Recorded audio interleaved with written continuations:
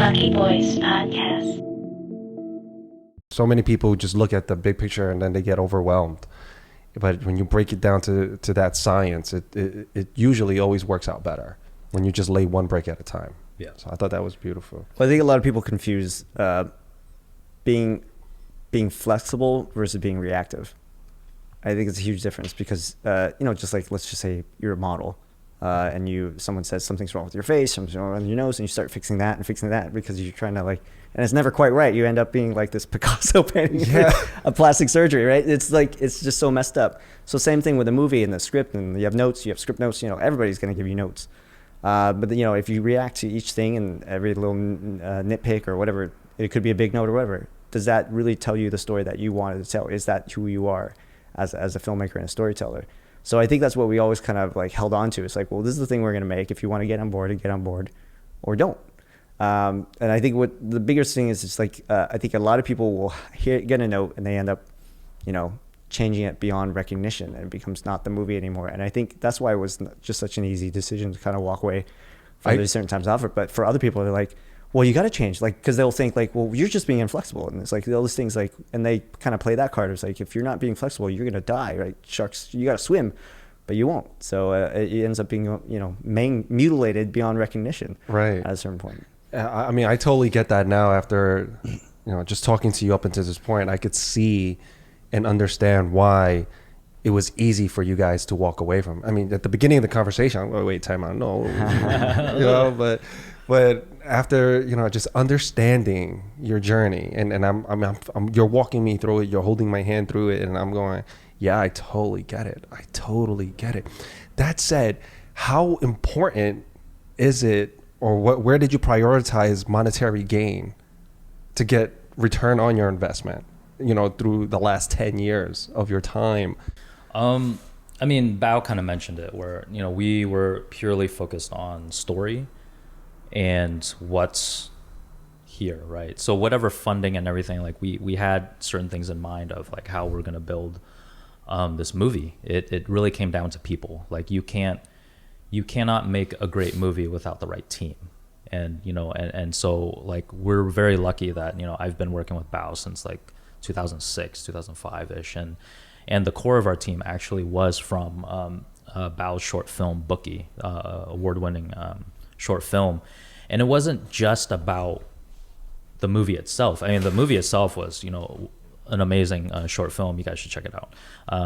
But it was also the team. It was also on set. There was something special about it. And I'm not even playing around, or it was the first time I saw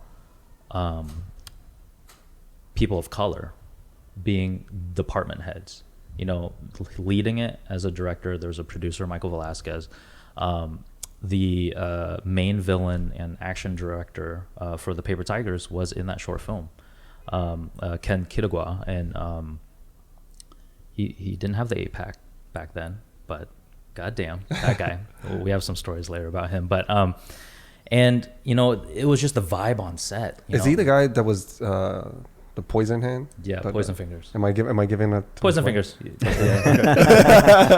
Poison Fingers. Yeah, the guy was red. I was watching him hit the bag. Yeah. I was like, God damn. I mean, it's a lot of sweat or oil, whatever it was, but the guy, you can't hide it. The guy's ripped. That's why he was ripped out of his mind. Yeah, and so we had just this core team, and so when we were getting funding, we wanted to make sure that the right people were there. So we, ever since that short film, we promised each other that we would make a feature film together, and it took 15, 16 years, but we're here, and they were still the department heads leading everything, and we put all of our money towards getting the right people, getting them paid, getting them fed, making sure that the film set was just managed. That's one thing that people kind of overlook about film, is that it's a team sport, right? It kind of like what I mentioned, it's like basketball, right? You have your point guard, your power forward, center, your wing players, and once they are taken care of, and it's like a happy set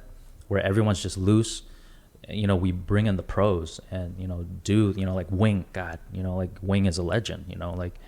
I totally got that from the podcast we had with Wing Lee. He was just saying this was the proudest set that he's ever worked on. To your credit, Yeah, he said it was a dream come true for him. Yeah, because You're he's welcome, Wing. Asian Americans, Yeah.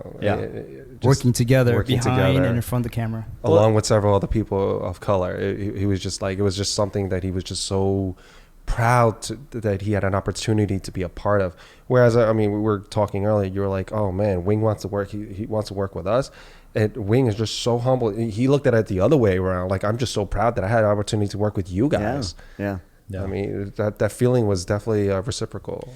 Well, yeah, I mean, just even along the way, we got dispatches from the field. So we had these friends that worked on our short film, many years ago, but they went on to go strength to strength, working on studio films and Marvel movies and stuff like that. But, after hours, they'd come home and they kind of share stories. And, Hollywood's not all it's cracked up to be. You go in a bigger budget film, you have less creative control about designing action or doing the stuff that allows them to do their best work. So we see all the kind of the machinery at work. So we kind of knew what we were doing was unique, and also for them to come up and chill with us, and shoot with us for 6 weeks, that meant they had the creative control that they never have in Hollywood.